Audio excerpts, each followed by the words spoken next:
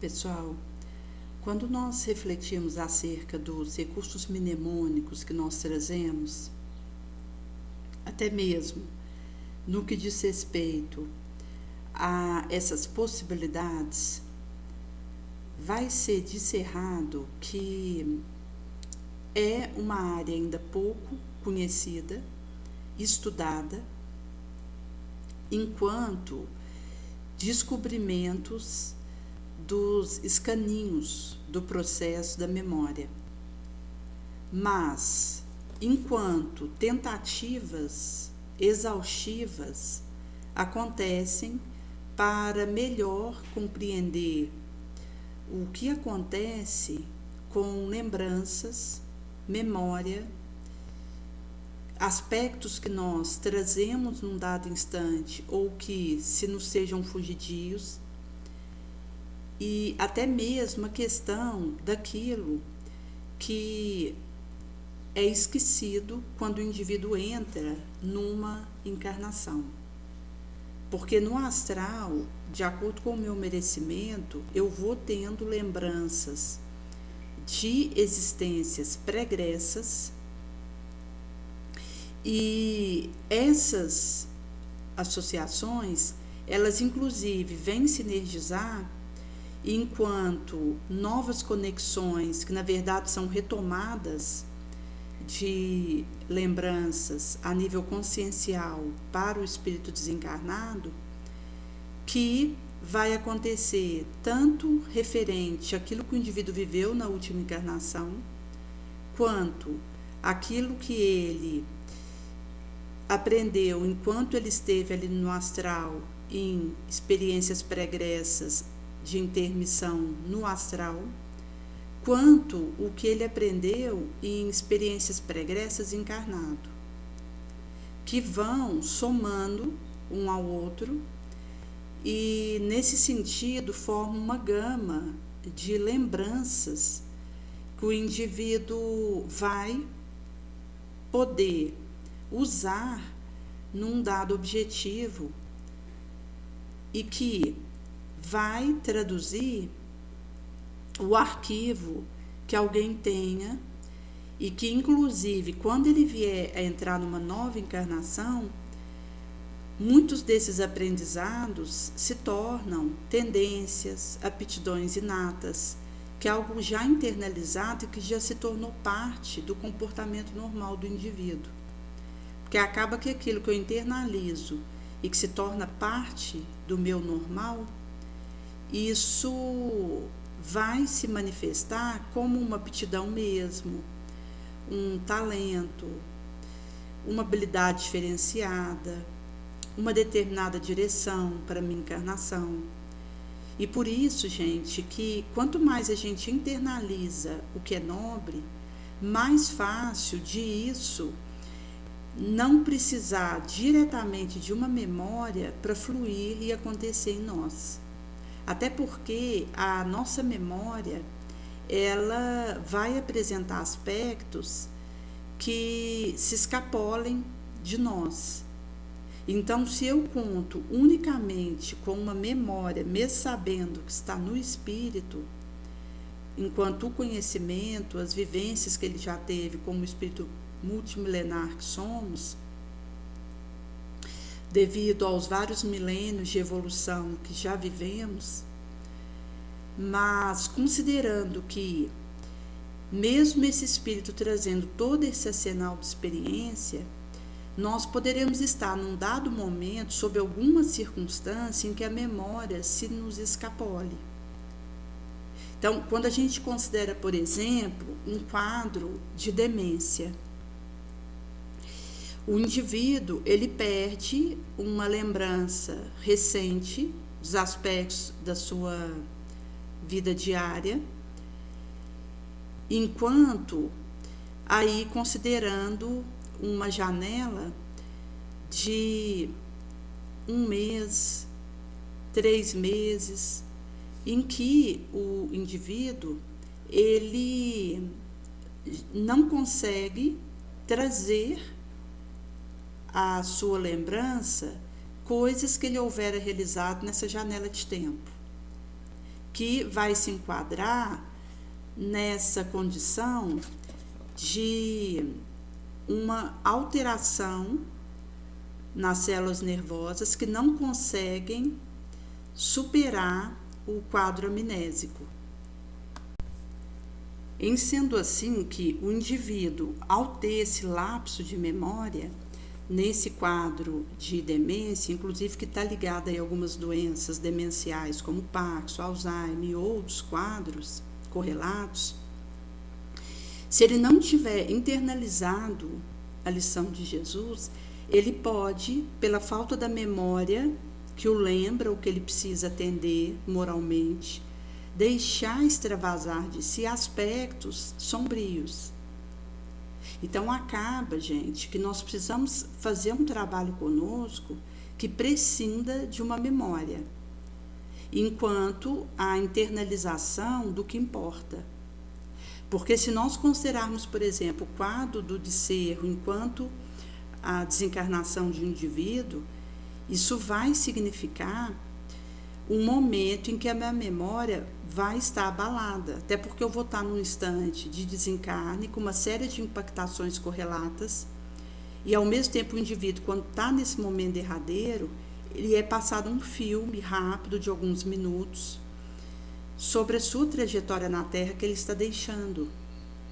Isso traz para nós que existem essas correlações de lembranças que vão acontecer nesses frêneses derradeiros, mas que podem não trazer para nós todos os aspectos que nós precisaríamos morais de aprendizados que tivéssemos e que por isso eu preciso estar atenta para internalizar na minha conduta moral, na minha atitude mental, no meu testemunho, os aprendizados de Jesus. E é curioso porque quando a gente fala a questão da nossa trajetória aqui, isso nos traça um aprendizado que tem a sua importância enquanto a asa da sabedoria e que tem a sua outra asa, a do amor. Então é como se fosse um passarinho, que se ele estiver sem uma das asas, ele pode vir a não conseguir sair do chão, que no caso é o que ocorreria. Considerando aí que se ele tem as duas asas em bom funcionamento, ele vai ser permitido um voo de acordo com a sua espécie. Inclusive, se a gente pegar aí um gavião que rasga o céu, se ele tiver com alguma danificação numa das asas, ele não poderá fazer esse tipo de manobra, que comumente ele faria. E essas duas asas, quando a gente fala das construções do espírito, elas são amor e sabedoria. E nesse sentido que trazem acerca dessa situação em que o indivíduo, se ele desenvolve mais o amor, naturalmente que por ser o caminho único traçado por Jesus para nós, ele vai estar num processo de burilamento moral. Mas, se ele deixa o estudo nobre de lado, isso pode significar um deslize, inclusive uma queda em algum momento. Porque nós somos chamados a desenvolver discernimento e sabedoria e nós vamos talhando isso pela prática, no bem, e pelo estudo nobre. Porque existe estudo e estudo. Aqui nós estamos falando daquele estudo que busca a edificação, normalmente no Evangelho de Jesus, onde está a mola mestra e essa coluna primacial para nós, e todas as obras, enquanto subsidiárias do que vaza da verdade do Cristo na nossa direção, onde nós podemos ter aprendizados para nos auxiliar na nossa jornada. Porque quando a gente considera a Terra enquanto um orbe de prova e de expiação, isso mostra que os espíritos perfeitos não estão aqui, visto que nós somos um orbe ainda nesse estágio evolutivo e, consequentemente, nós que aqui estagiamos é porque trazemos imperfeições. Até mesmo quando a gente considera a angelitude, que é inabordável para nós e que não se encontra num orbe como a Terra. E, inclusive, nós não temos acesso às moradas desses espíritos purificados. Inclusive, quando a gente considera, por exemplo, o Jesus de envergadura crística, isso foge à nossa compreensão enquanto além universo o que acontece de distribuição dessas moradas, porque Jesus já houvera dito para nós que na casa do Pai tinha muitas moradas e que se não fosse assim ele nos falaria. Então ele já tinha cerrado para nós que existem outras estadas moratórias, enquanto locais que espíritos em diferentes graus evolutivos estarão, e que para aqueles que ainda se demoram num ciclo de reencarnações num orbe como a Terra, é porque trazemos imperfeições ainda e precisamos de uma vigilância constante para não cairmos. É por esse motivo que, se eu me gabo de já não correr risco de cair, ou me coloco como forte o suficiente para não vir a deslizar, isso já vai significar uma queda, porque mostra uma cegueira. Visto que na nossa condição hoje de terráqueos, nós estamos correndo risco, e por isso que o estudo nobre e a prática da caridade vão ser essas duas asas para que nós possamos alçar rumo a Deus. Nesse sentido que, quando a gente considera a questão dos falsos profetas, que inclusive Jesus ele vai trazer para nós sobre os riscos que nós enfrentaríamos aqui na Terra, e inclusive as situações de misticismo, de enganos, porque Jesus mesmo já dizia para nós que haveriam falsos cristos e os profetas falsos. Por isso que Jesus vai trazer para nós um dado recorte de Lucas, que vai se reconhecer a árvore pelo fruto. Então, ele vai nos trazer que o homem de bem vai tirar coisas boas do tesouro do seu coração bom, e o mal vai tirar coisas más do tesouro do seu coração mau, porque a boca fala aquilo que o coração está cheio e se nutre. Por isso que, num outro recorte em Mateus, Jesus vai nos alertar para nos guardarmos dos falsos profetas, que vêm a nós cobertos de pele de ovelhas, mas que por dentro são lobos rapaces. Então Jesus vai dizer dos frutos, porque não tem como a gente colher uva do espinheiro e figo de sarça. Então, a árvore boa produziria o fruto bom, a árvore má produziria o fruto mau. Sendo uma árvore boa, ela não produz maus frutos, e sendo uma árvore má, ela não vai ter como produzir bons frutos. A árvore que não produzir frutos bons será cortada e lançada ao fogo. Agora, Jesus ele vai trazer para nós que nós temos que nos guardar de que alguém nos seduza, porque vários viriam sob o seu nome, dizendo seriam Cristo, e seduziriam a muitos. Levantar-se-iam profetas falsos, e que a iniquidade seria abundante, a caridade de muitos se resfriaria. Mas aquele que perseverar até o fim será salvo. Então, Jesus remata dizendo que se alguém nos trouxer que o Cristo está aqui ou ali, não creia, Porque se levantarão cristos falsos, profetas falsos, que farão prodígios grandes e coisas de espantar, e, se possível, até seduzir os próprios escolhidos. E é curioso, gente, porque quando a gente considera as ações daquele que está se dizendo falsamente como um profeta, ele de alguma forma vai denunciar algum tipo de incoerência com aquilo que ele diz ser. Até porque, se nós considerarmos que alguém esteja fazendo algum tipo de prodígio, de algo miraculoso, ele poderia, sim, pelo tipo de mediunidade que ele tem, realizar algo como, por exemplo, uma cura de um glaucoma. Então, alguém que com uma alteração na visão fosse ter com esse médium curador e tivesse o restabelecimento da sua vista.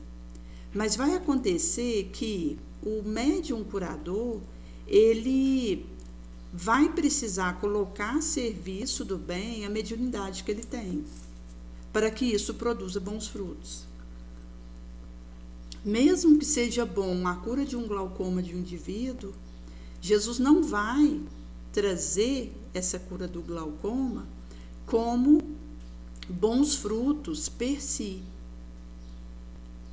Mesmo que, considerando para um populacho não cristão ter a recuperação daquela vista, vai atender ao interesse daquele populacho ali, mas para aqueles que seguem Jesus, é pedido de nós uma cautela diferenciada, porque vai acontecer de uma reconstituição de uma vista sendo feita por um médium que está colocando esse dom que ele tem de curar a serviço do interesse criminoso, na verdade, algo ruim.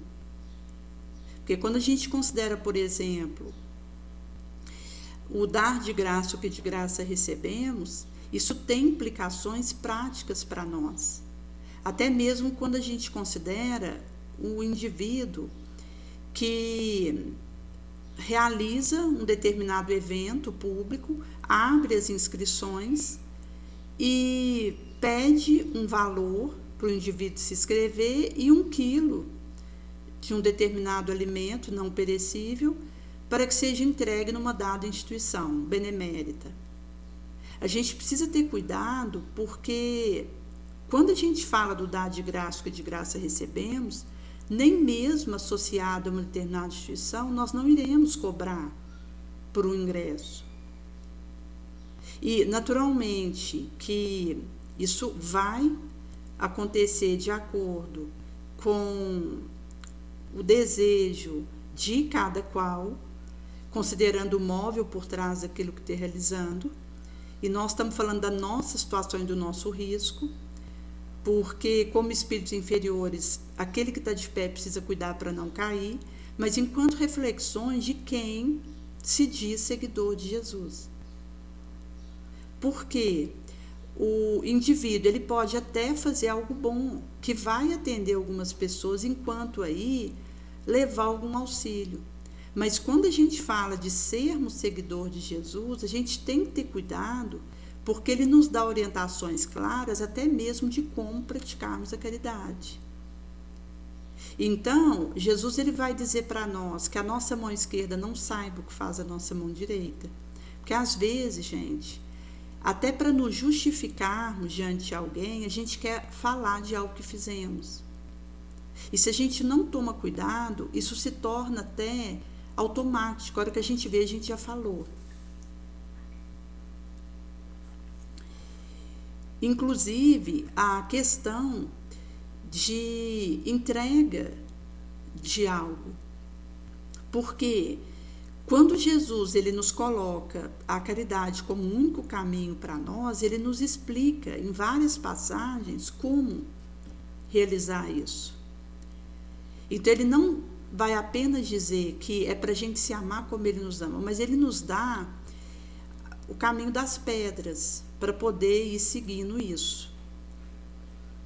Então, ele vai cerrando na nossa direção tanto essa questão da gente não querer mostrar aquilo que está fazendo para recebermos a recompensa de quem está do nosso entorno, e ao mesmo tempo para que nós distribuíssemos gratuitamente. E nesse sentido que é um trabalho porta dentro da alma e solitário que eu preciso realizar comigo mesma, enquanto perceber o móvel da minha ação, o foco central do meu desejo. Porque os obsessores, eles nos observam e descobrem o nosso foco central de desejo. Então, se o indivíduo, por exemplo, ele traz aí uma vaidade importante, o obsessor, ao perceber isso, ele enche o ambiente que esse indivíduo mora de espíritos vaidosos, inclusive de encarnados vaidosos, que vão fazendo aí uma sinergização daquilo que já é o foco central de desejo desse vaidoso. Nesse sentido que isso vai sendo, então, aumentado dentro de nós por ação obsessora, e chegado nesse ponto, nós vamos realizando coisas que percebamos que inclusive sejam boas, mas com móveis de interesse e retorno por trás sobre algum aspecto. É por isso que a gente tem que ter cuidado com os elogios que chegam na nossa direção, porque isso pode funcionar à guisa de queda para nós. Inclusive, André Luiz, ele vai trazer no livro Desobsessão orientações acerca de nós combatermos veementemente os elogios. Enquanto aí essas cascas de banana que são lançadas sobre nós, e inclusive o cuidado para não sermos instrumento desse tipo de queda para o outro. Até porque, quando alguém está conseguindo ser fiel num dado trabalho, a consciência dele vai trazer sobre isso. E nesse sentido que porta dentro da alma, a gente vai tendo esse fortalecimento de que estamos no caminho certo. Por isso que, quando nós consideramos os aspectos do dom que uma pessoa possa trazer, isso é de todos. O que vai variar é o dom que cada um tem, inclusive quando a gente considera a mediunidade, que é um sexto sentido que todos temos. Mas a forma como o indivíduo usa isso pode redundar em benefício ou malefício.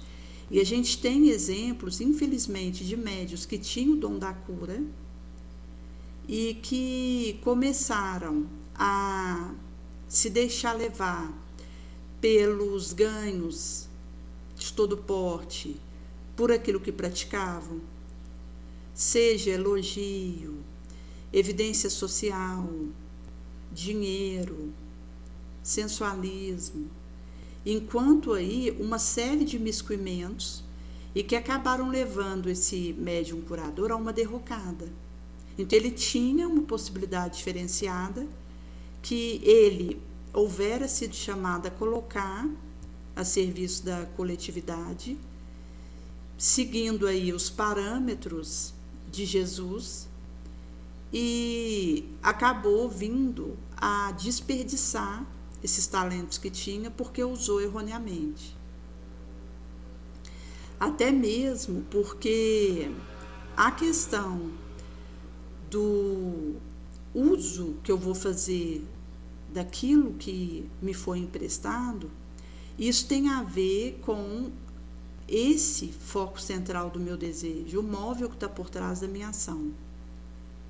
É por isso, gente, que quando nós consideramos alguém que seja ateu, mas que esteja fazendo bem, Pode ser que ele já tenha internalizado dentro dele, de existências pregressas, a caridade genuína, mesmo que ele não seja cristão, mas ele consegue colocar aquilo que ele movimenta a serviço da coletividade.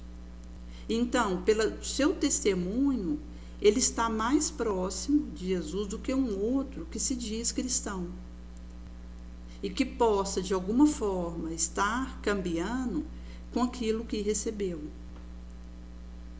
Daí que a questão da internalização, ela é importante no sentido de aquilo que a gente vai desejando e colocando em prática, a gente vai abstraindo e tornando isso parte do nosso normal, que é um estágio que a espiritualidade maior traz para nós, que nós devemos buscar, onde a gente vai adentrando um equilíbrio espontâneo de sentimento,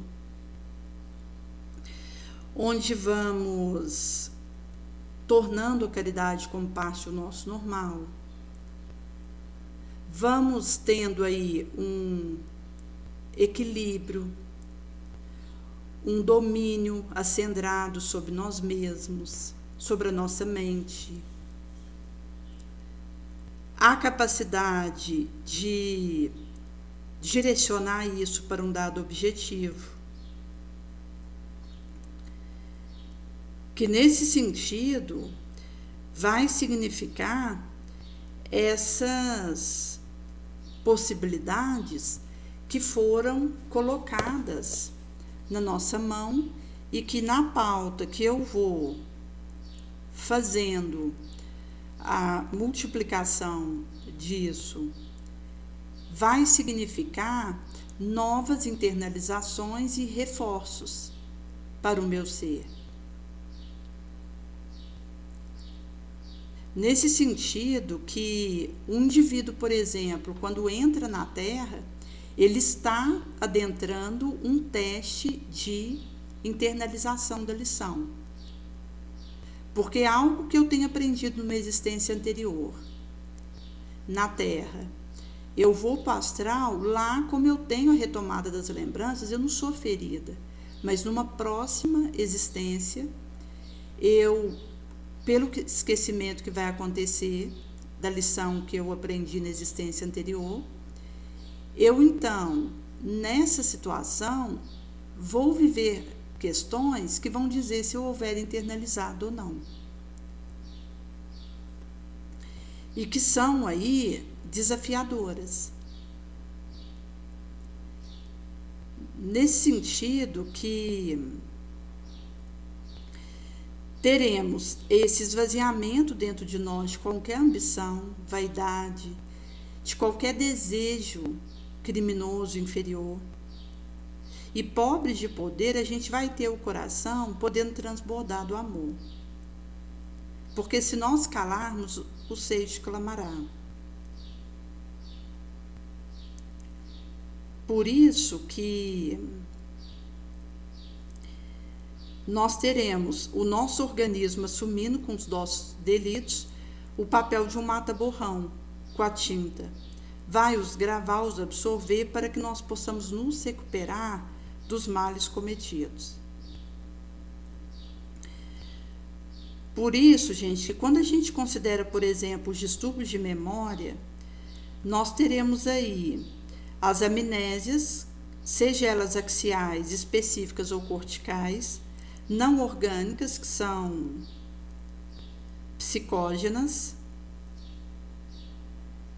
que vão abranger formas anterógradas ou retrógradas. E nesse sentido que, se nós pegarmos as amnésias orgânicas, vai se classificar em específica, cortical ou axial.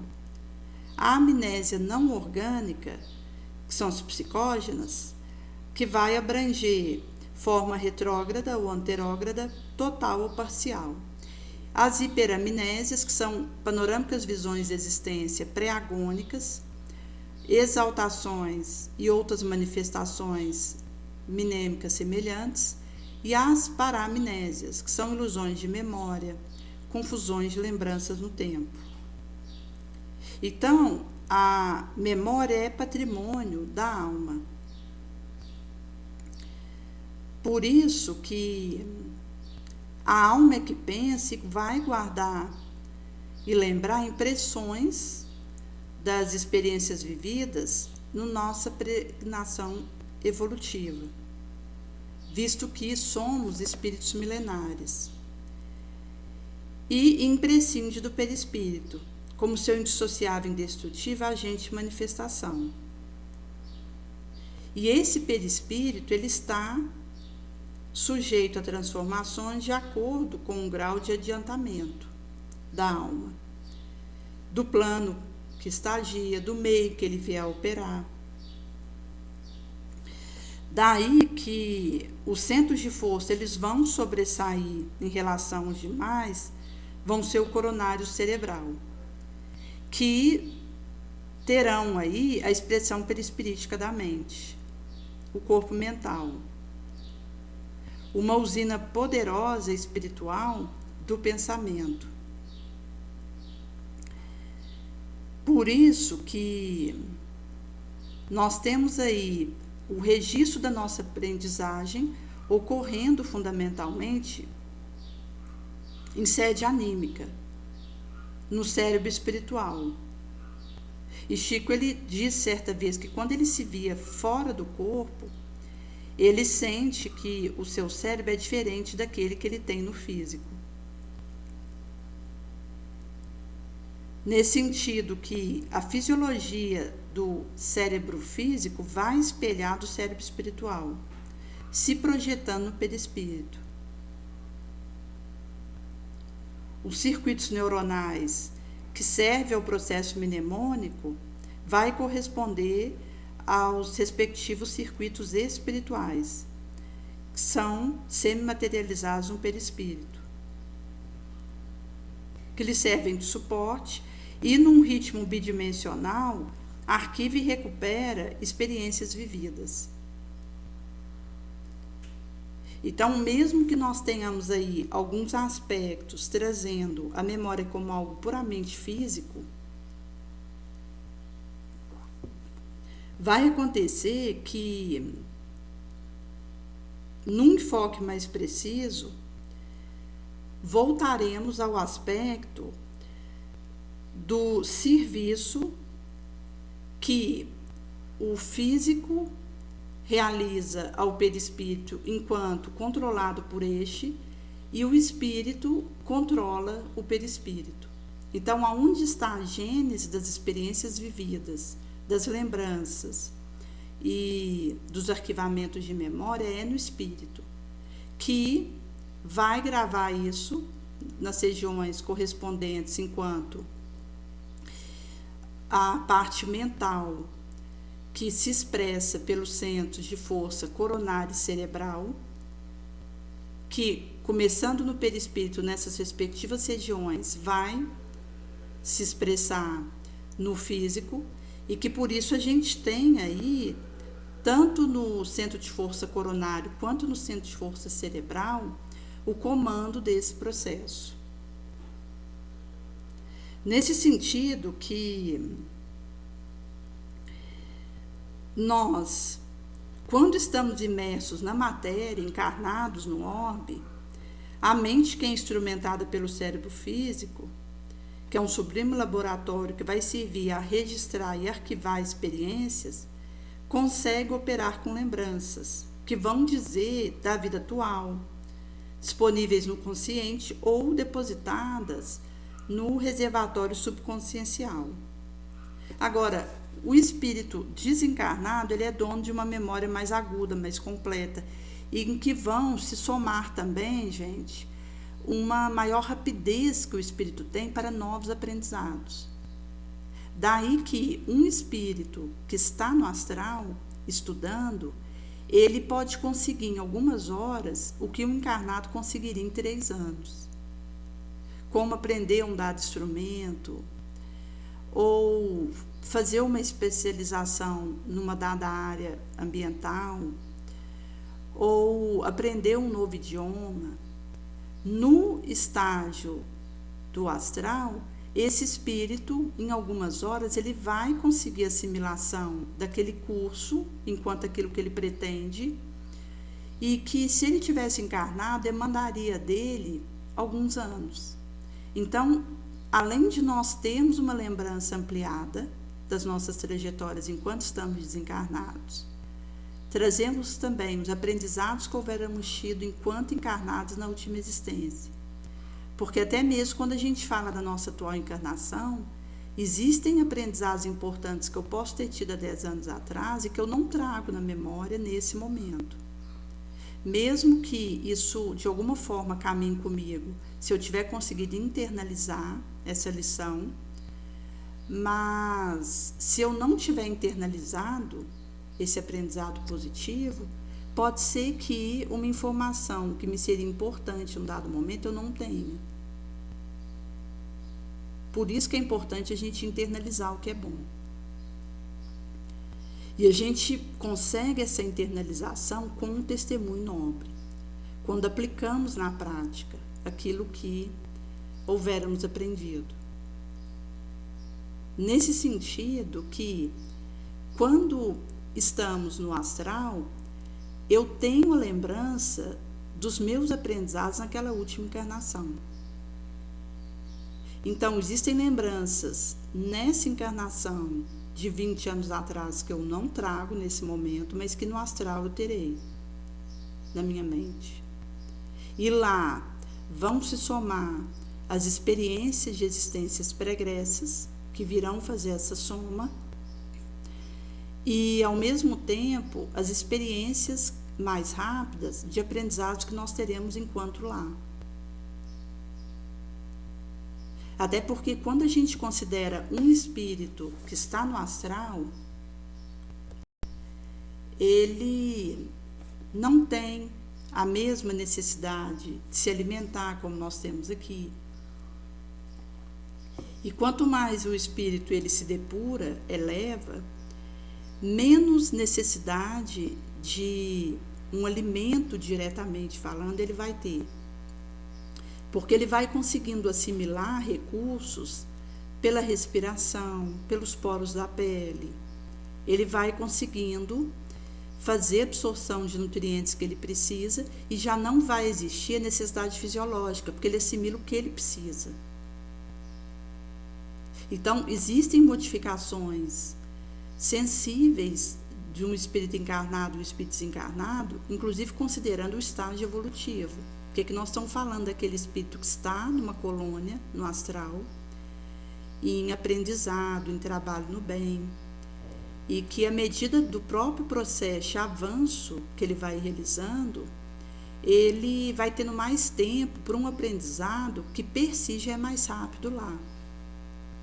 Então, ele vai conseguindo amealhar muitos recursos para uma próxima encarnação ou para o trabalho que ele vier a ser chamado. Mas quando a gente fala de aferições, elas vão acontecer encarnado. Daí, quando eu internalizo o que é bom, naquela expiação que eu passar, eu consigo, passando várias vezes aquela expiação até acertar, é quando eu demonstro que houve uma internalização da lição boa. E é quando eu me reabilito perante a lei de causa e efeito. Por isso que quanto antes a gente, pela nossa vontade, disciplina, assimilamos as lições de Jesus, mais facilita para que nós não dependamos tanto de uma memória enquanto estamos encarnados. Até porque, enquanto nós estamos aqui, estamos sujeitos a adoecimentos que podem comprometer a nossa memória recente e memória remota, daquilo que conseguimos lembrar enquanto estamos aqui. Nesse sentido que as edificações que nós possamos fazer para conseguirmos prescindir da bengala das lembranças, vai nos auxiliando. E, por outro lado, por essa vontade e disciplina voltada para o bem, eu vou conseguindo alavancar os recursos de gravação das experiências importantes que vão me auxiliar. Então, eu tanto vou ampliar o que eu consigo gravar de bom, e até mesmo facilitando quando eu precisar trazer isso à lembrança, como eu vou dependendo menos de uma memória que esteja em perfeita condição, porque isso pode sofrer alterações.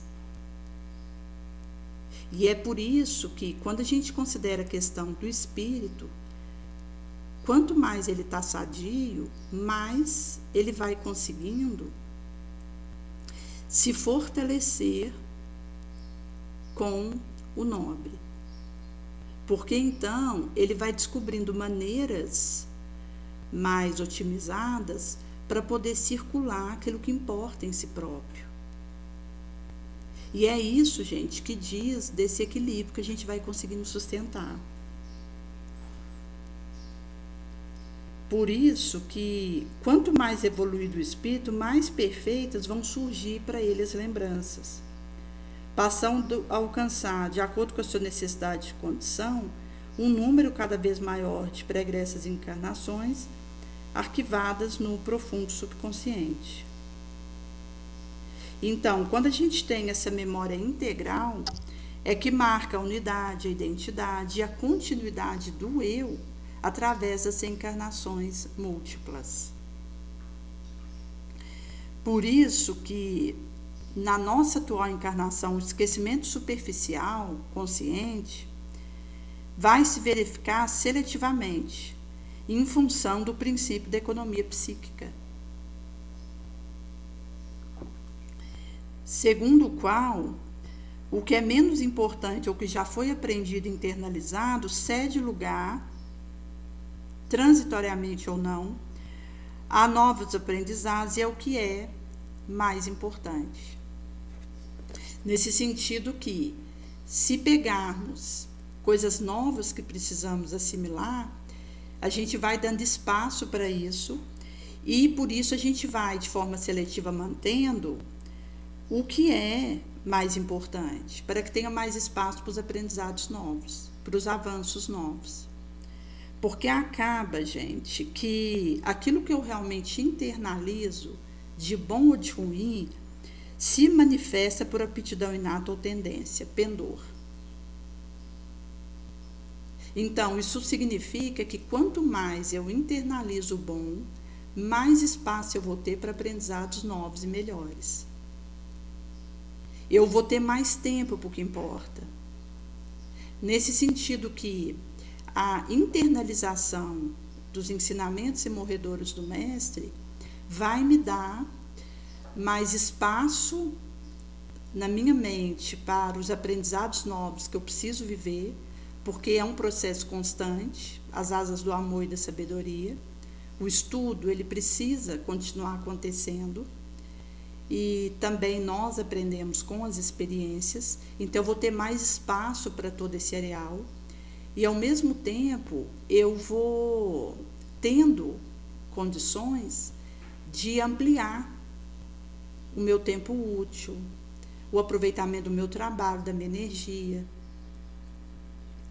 porque eu terei assimilado aquilo que Jesus pede de mim.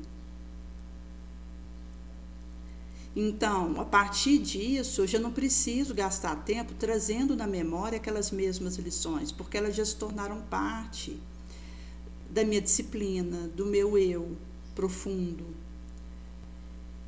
da minha atitude mental.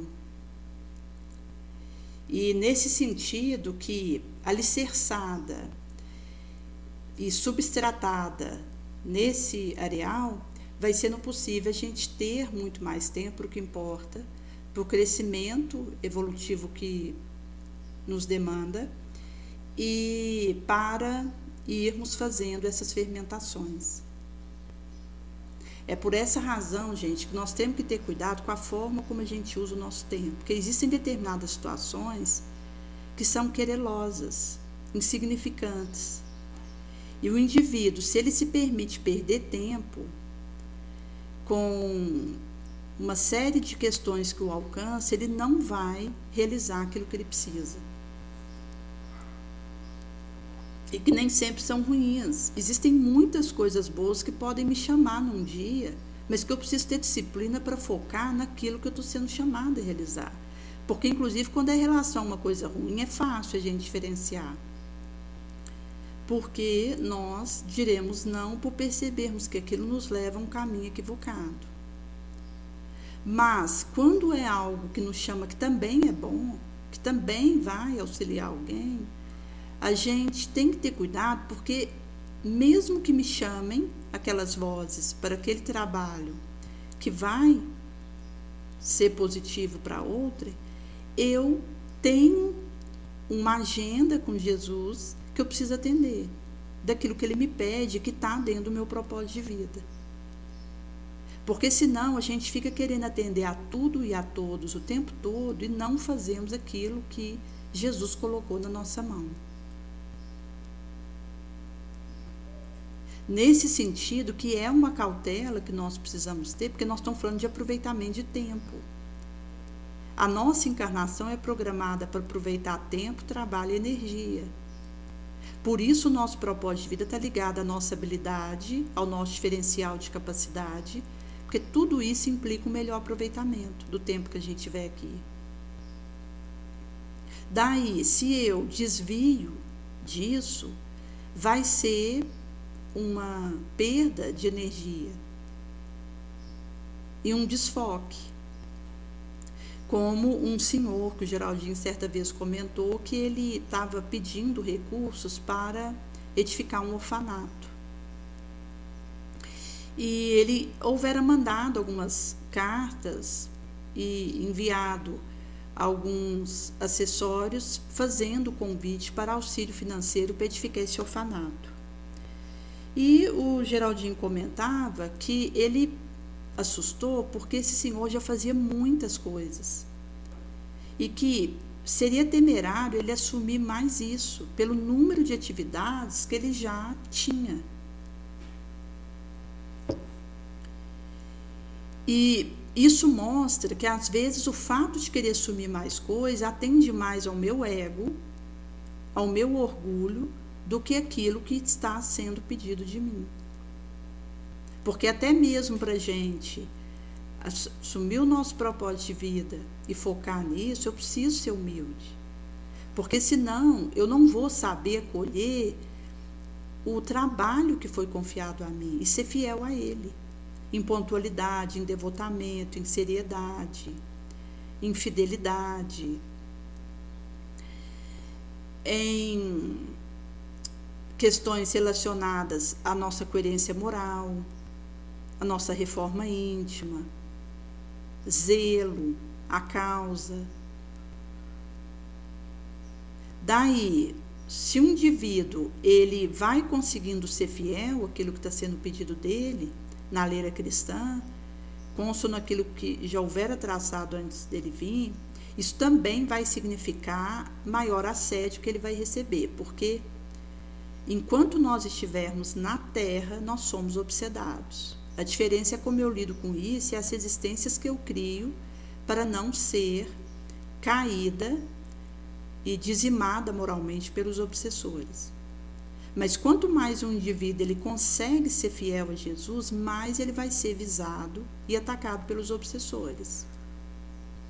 É o indivíduo que precisa desenvolver força, resistência, com a própria prática moral nobre, que vai conferindo isso a ele, para ele resistir.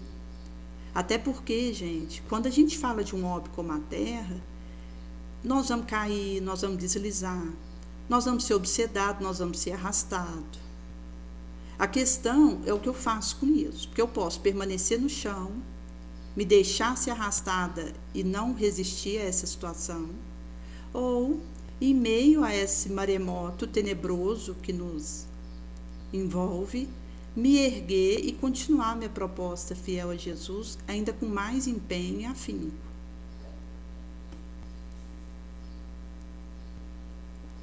Por isso que é um cuidado que nós precisamos ter, porque às vezes o indivíduo ele pode, até pelos assédios que ele está recebendo obsessivos, entender isso à guisa de um caminho errado que ele esteja fazendo. E pelo contrário, às vezes é porque ele está sendo fiel a Jesus mesmo, é que ele está sendo mais assediado, obsessivamente.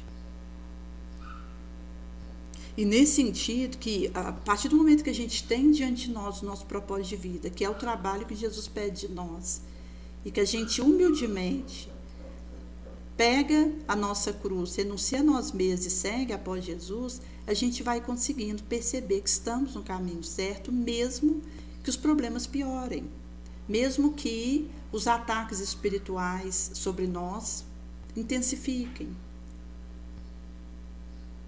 Nós conseguiremos continuar fiéis ao que Jesus está pedindo de nós, porque é o que importa. Para nós, espíritas cristãos, é o pedido de Jesus na nossa direção, é o que Ele nos confia. E Jesus dissera para nós escolhermos a melhor parte. Isto é, muitas partes nos seriam oferecidas, mas para que nós ficássemos com a melhor parte, que é a dessa lealdade, desse caminho com Ele. Como ali com Marta e Maria, em que Marta estava preocupada em fazer uma série de afazeres materiais transitórios, e Maria permaneceu aos pés de Jesus para ouvi-lo, aprender com Ele, para depois ir colocar em prática. E enquanto Maria estava ali preparando a comida, limpando a casa, recebendo os convidados, e ela percebe que Maria estava conversando com Jesus e o ouvindo, aprendendo com ele, ela vai até Jesus e reclama: Senhor, enquanto eu estou aqui arrumando uma série de quefazeres para esse momento que nós vamos ter nesse dia, Maria está parada aí junto com o Senhor e não me ajuda. Manda ela vir me auxiliar nas tarefas de casa. E Jesus então vai dizer para ela que ela estava preocupada com muitas coisas insignificantes, mas que uma só coisa é necessária. Maria houvera escolhido a melhor parte e que não lhe seria tirada. Que vai trazer que uma só é a realidade necessária para nós, abraçarmos o nosso dever com coragem moral, com afinco, onde possamos ser úteis. E nessa essência, nessa simplicidade, seguir após Jesus. Porque aquele que chega nesse ponto, ele se robustece de tal forma e se fortalece, que ele terá de Jesus essa resposta: você escolheu a melhor parte, que não vai ser tirada de você. Nesse sentido, quando a gente recebe essa confirmação do Mestre, esse sorriso dele, e a gente tem essa segurança que estamos no caminho certo, isso é inabalável. Por isso que vale todo o esforço e pagar qualquer preço por isso. Nesse sentido que tudo que é louvaminho do mundo não tem importância para nós. Tudo que é recompensa mundana, nós não buscamos isso. E nesse sentido, gente, que significará esses conteúdos aprendidos se sedimentando e tornando-se menos disponíveis, que é a memória subconsciente que reserva experiências vividas durante a reencarnação. Mas quando a gente volta ao mundo físico, a gente se apaga de novo, transitoriamente em parte, a memória integral retrocitada, o espírito vai ter impresso na sua memória profunda, que é o profundo subconsciente, todo o acervo afetivo e intelecto, construído em vidas pregressas. Então, só vai remanescer na nossa experiência encarnado aqui o que for útil à nossa evolução, que vão se manifestar aí através desses talentos, desses dons, dessas disposições internas. E esse esquecimento mais profundo, ele acaba funcionando como maravilhosa e verdadeira pausa revitalizadora na pessoal história do espírito, e com isso a jornada evolutiva prossegue com mais proveito, possibilitando-nos o kármico reajuste e novos progressos, que é o fim para o qual estamos aqui. Por isso que, conforme o nosso grau de sensibilidade e de evolução, nós podemos, seja durante o sono no estado comum de vigília, ter algumas lembranças, ainda que fragmentárias e rápidas, de encarnações anteriores, somente da última. Nesse sentido, gente, que isso vai significar para nós essas experiências, que inclusive quando a gente considera a questão de aptidões mediúnicas, nós temos aí intuição, audiência, que é audição espiritual, a vidência, que é visão espiritual, psicografia, psicofonia, psicopictura, psicopictura, psicomúsica, desdobramento e ectoplasma, que são os efeitos físicos. Por isso que, ao lado de ocorrência mediúnica, pode eventualmente surgir as paramediúnicas ou não mediúnicas, que envolve uma intermediação espiritual, no caso, anulada. Porque se nas aptidões mediúnicas a gente tem a intermediação espiritual, nas não mediúnicas e nas paramediúnicas não há essa intermediação espiritual propriamente dito. Então, eu posso ter uma inspiração, uma intuição, que pode ter caráter mediúnico, servindo à comunicação de um espírito, ou não mediúnico, em que o mental registro reza somente aos interesses do agente captador. Então, da mesma forma, a gente tem fenômenos de audiência, evidência, espirituais visões, acompanhados das audições, podem visar para transmitir impressões do mundo espiritual e mensagens, ou apenas servir de observação ao vidente mesmo. Então, a gente tem aí audiência e evidências não mediúnicas. E também no caso de desdobramento e materialização, tem ocorrências que não se caracterizam como mediúnicas. Porque se a gente considera o desdobramento, existe um projetamento perispirítico que registra o que houve ver em determinada situação local e não vai relatar nada, deixando de atuar como intermediário espiritual. Então, seria um desdobramento não mediúnico. No tocante à materialização, não só o próprio agente pode materializar, que é a ocorrência não mediúnica, como, baseando em suas potencialidades ideoplásticas, materializar objetos incompletamente ou de maneira completa, de forma não tangível ou tangível, que seria a inanimada materialização. Nesse sentido, que seja qual for o tipo de manifestação, o perispírito vai ser o elemento principal. Por isso, Kardec vai dizer que é o princípio de toda manifestação. E nele está o conhecimento para a chave da explicação de uma imensidade de fenômenos. Por isso, gente, quando nós consideramos a aura, que é uma projeção do perispírito, temos aí a relação direta entre comunicante e médium. E é por essa couraça vibratória, que é uma espécie de fluídica carapaça, em que cada consciência vai construir um ninho ideal. Aí começaram todos os serviços de mediunidade no orbe. Mediunidade essa, um atributo do terráqueo encarnado, para corresponder com os indivíduos liberados do organismo físico.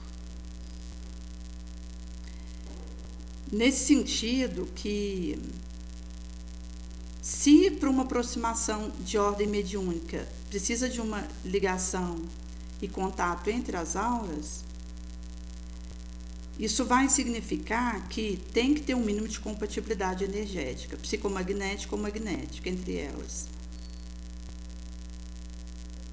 Então, temos aí no fenômeno mediúnico o desprendimento do perispírito, e é graças a isso que se amplia e se afina a sensibilidade do médium, seu campo de percepção, que vai lhe permitir um registro mais apurado da presença do comunicante. Por isso, gente, a importância do burilamento moral. Porque, embora os processos mediúnicos possam ser enquadrados no esquema geral, as peculiaridades marcam os modos de manifestação e vai ter relação com a estrutura psíquica de cada médium, sua orgânica constituição, história espiritual, evidenciando únicas condições perispiríticas, que vão definir os vários tipos de intercambiamento mediúnico. Nesse sentido que nós temos aí a alma exercendo sobre o espírito livre uma espécie de atração ou de repulsão conforme o grau de semelhança existente entre eles.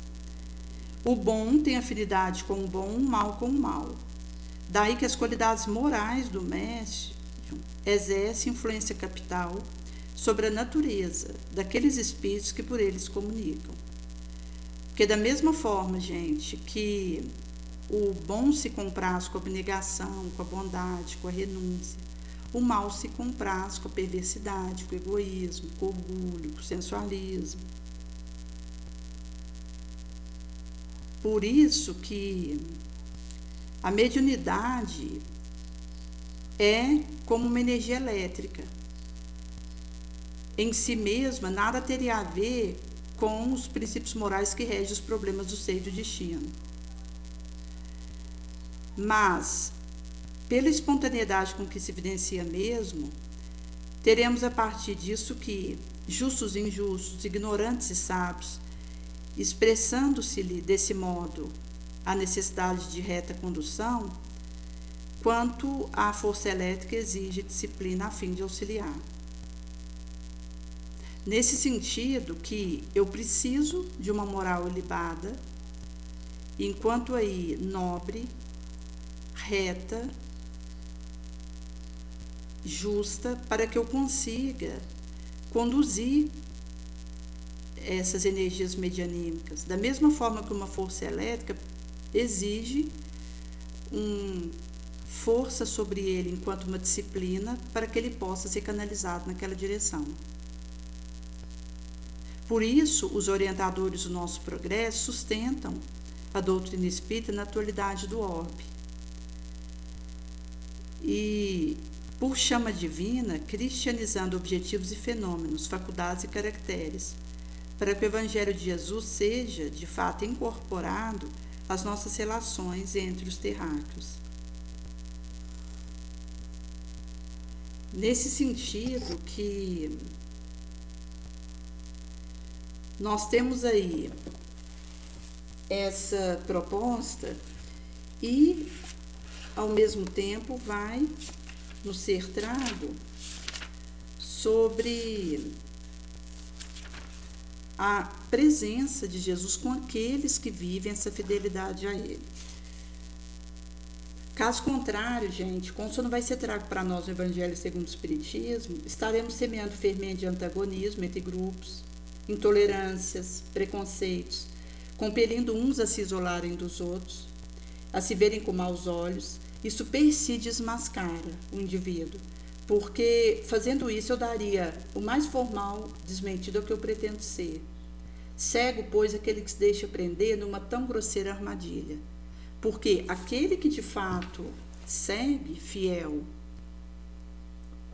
ao mestre, ele vai semear a concórdia, a união, a tolerância, a cooperação. Então, quando alguém levanta uma bandeira e diz: o Cristo té comigo, o Cristo té naquilo que eu falo, ele está fazendo o implantamento de uma divisão, de um escândalo. Porque do momento que eu digo que o Cristo se circunscreve àquele local, àquele indivíduo, eu estou dizendo que com os outros ele não está. Então existe discriminação, existe uma mentira, existe um escândalo. Nesse sentido que a gente tem que ter cuidado, porque um dos critérios, inclusive, para a gente poder saber sobre uma verdade é quando isso é suscitado em vários locais. Então, inclusive, foi um dos critérios que Kardec usou para a codificação, a universalidade do ensino dos espíritos. Então, Kardec ele trazia aquela codificação na pauta de vários locais do orbe da época com que ele se correspondia por cartas e que Jesus, sob a ação do Espírito de Verdade, que por Jesus foi incumbido de tomar o processo, ia vazando para Kardec aquilo que era cônsono com a verdade, a partir de vários locais no orbe que confirmavam aquele mesmo aspecto. Nesse sentido que, quando existe uma intenção de dizer que aquele indivíduo ele tem um privilégio na comunicação, que ele traz uma condição de detentor da verdade, e nesse sentido que é para considerar o que está vindo dele, desconsiderar o que venha de outro local. Isso já per si é grosseiro, é ciládico. E aquele que se deixa cair nisso vai dizer da sua cegueira, da sua imprevidência. Então, igual quando a gente fala, por exemplo, a questão da doutrina espírita, a gente tem vídeos de reflexões, de oração, livros que pipocam para todo lado, porque é o próprio Jesus fazendo esse comando de distribuir de graça o que de graça recebemos, de levar a instrução, de nos amarmos como Ele nos ama. Então, a gente faz as reflexões como essa busca de podermos assimilar aquilo que Jesus nos traz, mas isso para o humano é dele mesmo, apesar de nós. Eu, como espírito inferior, que sei das minhas fraquezas e dos meus riscos, vulnerabilidades. Daí que, quando a gente fala essa questão desse areal, é para a gente se colocar em guarda, e até um teste para a nossa vigilância, para a nossa prudência, para a nossa simplicidade. E nesse sentido que as folhas da figueira começam a embranquecer, a gente vai ver o numeroso broto esperando a época da floração, e o Cristo dissera, reconhece uma árvore pelo seu fruto. Se, pois, os frutos são amargos, a árvore é má, mas se são salutares e doces, nada de puro poderia sair de um tronco mau. Nesse sentido que na condição de aprendizes que nós estamos do Evangelho de Jesus, nós, aos pés dele, estamos refletindo aquilo que ele mesmo traz na nossa direção. Por isso, gente, que ao associar a nossa mediunidade como algo santo e optarmos pela mediunidade com Jesus, nós poderemos multiplicar essas dádivas 5 por 1, 20 por 1, 1000 por 1, porque vai significar aí a mediunidade que nós escolhemos. É a que importa para nós, é o que nós desejamos seguir. E nesse sentido, nós nessa prática encontramos o nosso propósito de vida, onde nós podemos multiplicar os talentos emprestados a nós e, ao mesmo tempo, a gente vai vencendo as nossas mazelas morais. Nesse sentido, que significará para nós esse aprendizado, onde nós poderemos desabrochar o melhor das nossas individualidades, o pão reconhecerá antes de partir e hipotecaremos gratidão. e poderemos então vestir a veste nupcial pura, simples, prudente, onde mesmo em meio aos bombardeios da intemperança de todo porte, conseguimos,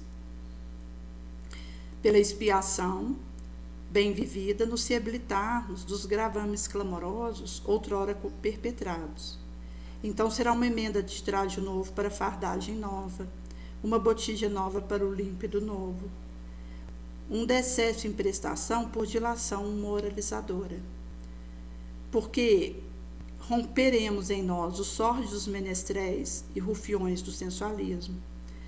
E vamos então edificando uma afetividade, uma sexualidade sadia, que é a mais difícil conquista, mas a mais substratosa.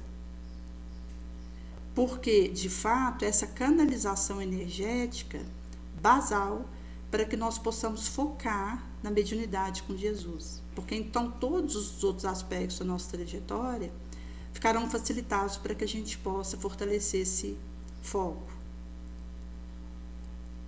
Onde Jesus, mais uma vez, seguirá conosco servindo como nosso farol e o poder da sua bondade dissolvendo os obstáculos em silêncio. Por isso que temos aí a importância de fortalecermos a sabedoria, intuição, discernimento, porque as condutas ditadas pela imprudência trazem aí os acidentes gravosos, onde, vez que nos encontrem nessa paciência, compreensão, tolerância construtiva, bondade infatigável, em todos os passos da senda, saberemos que isso só acontecerá ao preço da nossa incessante renovação mental para o bem, com o apoio do serviço constante e do estudo nobre, para superarmos o domínio da enfermidade, aproveitando os dons do Senhor e evitando letais reflexos que se fazem acompanhar do indireto suicídio. Daí, acolhemos a mediunidade com Jesus e, seguindo após ele, negando a nós mesmos, renunciando e perdendo nossa vida, tomando nossa cruz e indo após ele, poderemos distribuir de graça os frutos desse areal.